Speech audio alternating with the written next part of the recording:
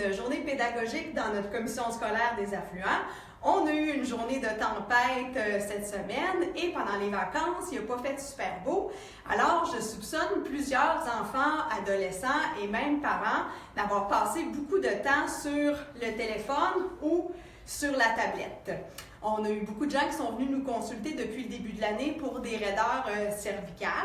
Alors, pourquoi je vous parle de ça? C'est qu'il y a un syndrome, le syndrome du coup texto, qui est directement relié à l'utilisation du téléphone ou de la tablette. Alors, si je consulte mon téléphone, typiquement, ma posture va être comme ça. Je suis sûre que vous reconnaissez vos adolescents, vos enfants, et même sûrement vous-même. Alors, la posture en flexion comme ça amène beaucoup de tension au niveau de la région cervicale.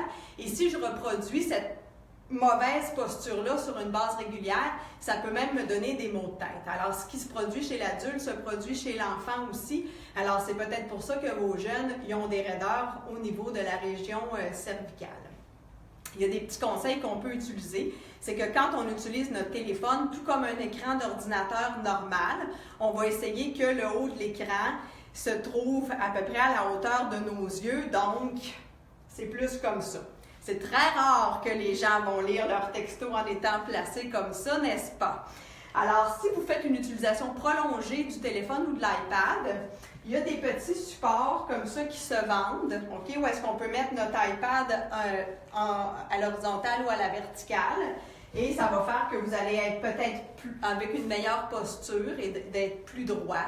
Vous pouvez aussi utiliser un oreiller ou un coussin lorsque vos enfants consultent le téléphone et on va venir appuyer les bras sur le coussin pour essayer de monter le téléphone ou la tablette.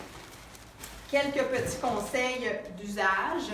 Naturellement, l'enfant, il va imiter le parent. Alors, si vous êtes toujours sur votre téléphone, c'est dur de dire à votre jeune de décrocher. Alors, c'est ma résolution pour 2018, de moins passer de temps sur mon téléphone et j'espère que ça va se répercuter dans ma famille aussi.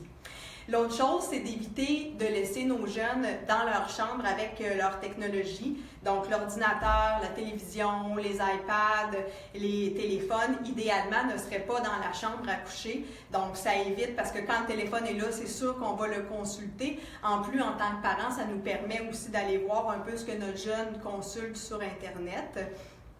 Et on va essayer 2 heures avant le coucher de limiter tous les contacts avec la technologie. Donc, on peut se trouver une autre activité, la lecture, de jouer, de faire de l'écriture, mais on va diminuer le contact avec les écrans avant le dodo. Ça va permettre possiblement une meilleure nuit. Alors, j'espère que ces petits conseils-là vous ont donné des pistes. La fin de semaine arrive, il annonce pas trop froid en plus, donc on va pouvoir aller jouer dehors et idéalement débrancher un peu nos appareils. Bon week-end!